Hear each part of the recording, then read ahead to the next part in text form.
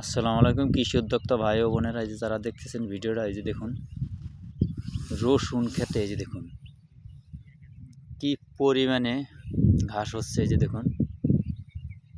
আর রসুনের তো এমনি দাম নাই হাটে, এই যে দেখুন কি পরিমাণে ঘাস।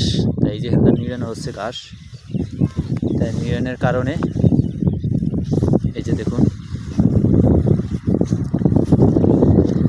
এই যে দেখুন, এই যে রসুন নিড়ানোর কাজ শুরু হচ্ছে। এই যে ওই দেখুন পিছিয়ে বীজ দিয়ে আমরা ঘাস রেখে দিচ্ছি। তাহলে কৃষি কাজ করে দেখুন কোনো লাভ নাই, এই যে দেখুন লস।